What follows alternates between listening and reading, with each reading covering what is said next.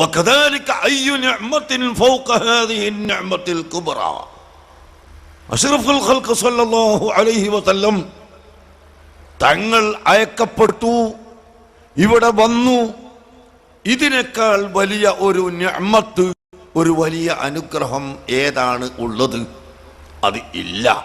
ഉദ്കുറൂ നിഅ്മത്തല്ലാഹ്, അല്ലാഹുവിന്റെ നിഅ്മത്തിനെ നിങ്ങൾ പറഞ്ഞുകൊണ്ടിരിക്കണം എന്ന് ഖുർആൻ പറഞ്ഞാൽ നബി സല്ലല്ലാഹു അലൈഹി വസല്ലം തങ്ങളെ പറയണം, നബി തങ്ങളെ മദ്ഹ് പറയണം എന്നാണ് അതിൻ്റെ അർത്ഥം. നബി തങ്ങളെ മദ്ഹ് പറയാത്ത ആളുകൾ അല്ലാഹുവിൻ്റെയും അവന്റെ മലക്കുകളുടെയും മുഴുവൻ മുഅ്മിനീങ്ങളുടെയും ലഅനത്തിന് അർഹരാണ് എന്ന് ഖുർആൻ പറയുന്നു. ഇന്നല്ലദീന യക്തുമൂന മാ അൻസൽനാ മിനൽ ബയ്യിനാത്ത് വൽ ഹുദാ മിൻ ബഅദി മാ ബയ്യനാഹു ലിന്നാസി ഫിൽ കിതാബ് ഉലൈക യൽഅൻഹുമുല്ലാഹ് വയൽഅൻഹുമുൽ ലാഇനൂൻ. പരിശുദ്ധ ഖുർആൻ പറഞ്ഞു, البينات والهدى هو سيدنا محمد رسول الله صلى الله عليه وسلم كما ذكر جميع المفسرين في العالم.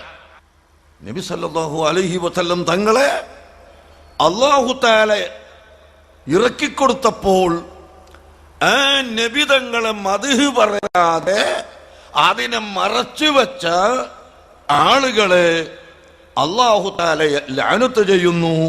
യൽഅൻഹുമുൽ ലാഇനു വയൽഅൻഹുമുല്ലാഹു വയൽഅൻഹുമുൽ ലാഇനൂൻ.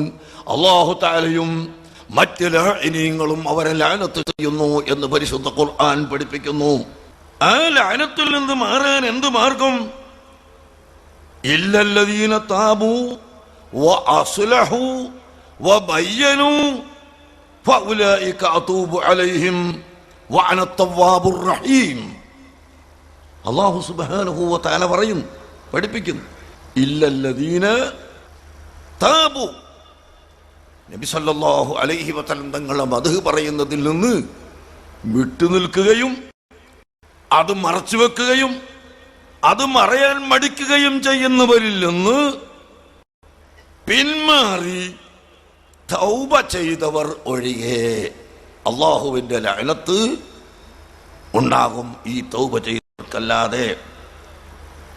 തൗബ ചെയ്ത് കഴിഞ്ഞു പോയ കാലത്ത് ഞാൻ നബി തങ്ങളെ മദ്ഹ് പറഞ്ഞില്ല പടച്ചവനെ, അത് ഖേദമായി പോയി എന്ന് തൗബ ചെയ്താൽ മാത്രം പോരാ.